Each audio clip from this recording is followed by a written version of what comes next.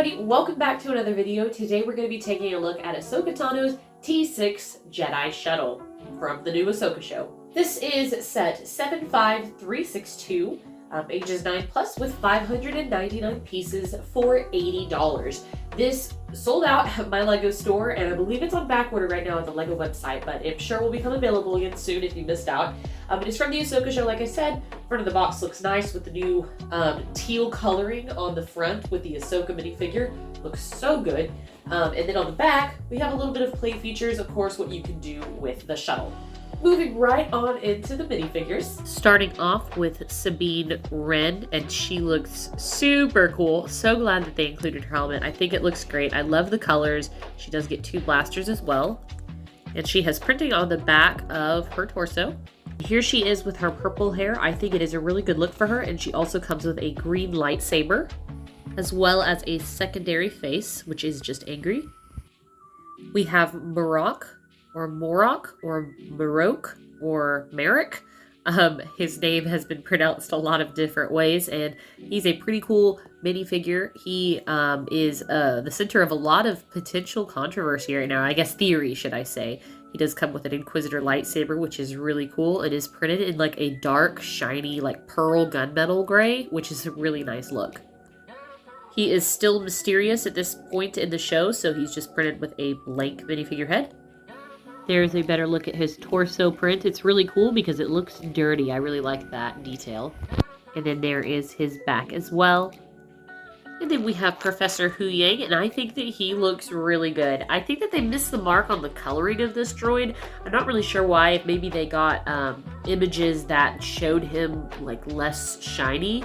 But he's, to me, reminds me more of like a gray or a silver, but they have him at this odd tan color. But he looks very good nonetheless. I really like the wiring, and he has that really unique protocol droid head that we have not seen before. And finally, we have Ahsoka with her 2 white lightsabers. They look really good. This is the first time we've gotten those pieces as lightsabers since the Rebel set that she was in. Overall, I think her costume looks fantastic, and this minifigure is so great because she has arm printing. It's really cool. There is her back. They have redone her Torga head for this new show, and it just looks super, super good. I think that they really hit the nail on the head with this Ahsoka. I think that she alone is the reason that this set sold out of my LEGO store. It is on back order on the LEGO website because she is just so cool. And this is her secondary face. It's supposed to be an angry face, but kind of looks like a frustrated face or a concentrated face.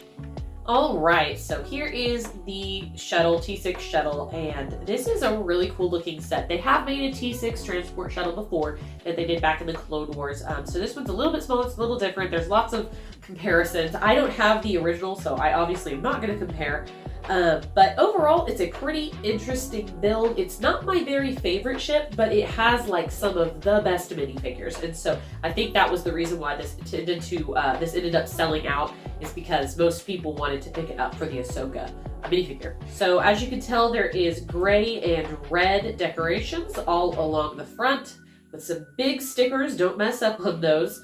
And we have kind of an interesting angled wing. This set, of course, does spin around and around thanks to this gizmo in the center, which is pretty cool. It is best displayed, though, front facing, because there is unfortunately no detail on the back, which I guess they did for price restraint, but it doesn't look very good that way. Now, you can display it if you want. If you build a stand, you can display it sideways or maybe at a certain angle, and that doesn't look too bad. But it spins really nicely. The mechanism that makes it spin is super cool. There are some more stickered elements, of course, and there is a printed cockpit, which is really nice. On the back, we have some blue engines, and this clear dome is supposed to be the back-firing cockpit. It's obviously not to minifigure scale. We did see this just in one of the most recent Ahsoka episodes where Sabine was in it. It's very tiny in this. And then, of course, my biggest complaint with this is that this is a shuttle, and it operates in terms of minifigure capacity like a starship. So that is kind of frustrating. You can only fit 1 minifigure in the front, which is, it's just a bummer to me, because in the show, Ahsoka and Hu Yang are always in the front seat together, and so the fact that there's only room for 1 is a little bit of a disappointment for me. Nonetheless, this ship does have some fantastic storage facilities. Inside the side panels, you have plenty of storage room, which can fit Sabine's helmet, lightsabers, yada yada, anything that you need. which is great. I really love, and I've mentioned it before, when there is room to store accessories in the ship. I think that that's really cool. On the bottom of the ship, we do have a really interesting landing gear set. It works, but the ship is really narrow. Its base is super narrow, so you do have to have that landing gear. And then lastly, there are some stud shooters on the front. I did not put any studs in them because I don't like the way it looks. I think overall it is a pretty cool display piece, and it is a great addition to the Ahsoka franchise for LEGO.